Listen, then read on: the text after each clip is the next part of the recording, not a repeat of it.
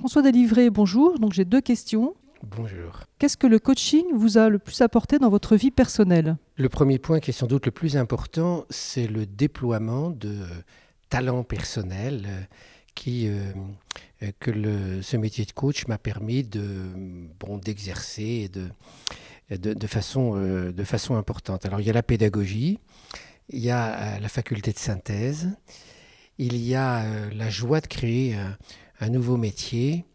Et donc, ces éléments que j'avais déjà en moi, mais que le métier de coach m'a permis d'aborder de façon importante. Le deuxième élément, c'est que ça m'a permis de gagner ma vie, tout simplement. C'est-à-dire que pendant plusieurs années, le coaching, la supervision, l'enseignement du coaching m'ont permis de vivre tout à fait honorablement.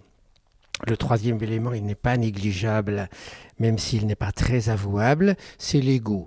C'est-à-dire que le succès de ce livre que j'ai écrit en 2002 m'a apporté énormément de gratification et je dois reconnaître que ça fait du bien.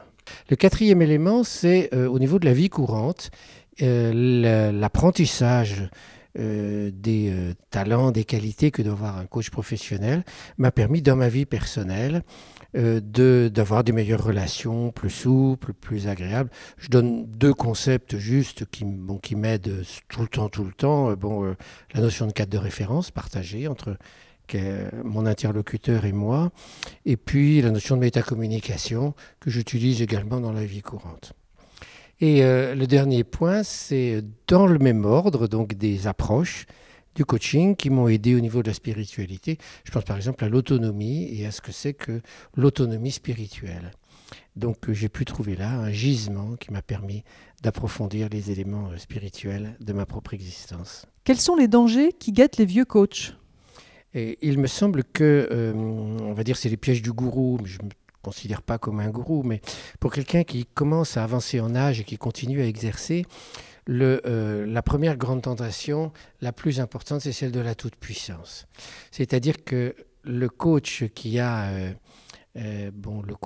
des années et des années de coaching à son actif peut facilement croire qu'il peut s'affranchir des réflexes de base et des outils de base et de l'analyse de la demande. Et donc il s'imagine qu'avec son expérience, avec son intuition, il va pouvoir, en ne faisant pratiquement rien, pouvoir aider son client parce que c'est lui qu'il est connu, il a résolu tout un tas de problèmes.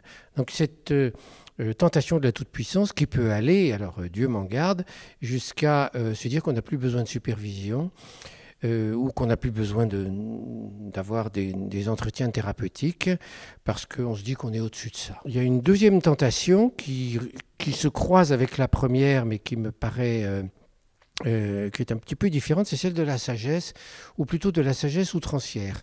C'est-à-dire qu'on va au-delà de ce que fait un sage de façon normale, le bon aspect de la sagesse, mais c'est de ne plus prendre parti, de se mettre trop en recul, d'être en recul, ma foi, tant mieux, mais de se mettre trop en recul et de rentrer dans une espèce de vision mythique du sage, du vieux sage, qui est là et qui, là encore, par sa seule présence, ferait que les personnes autour de lui avanceraient.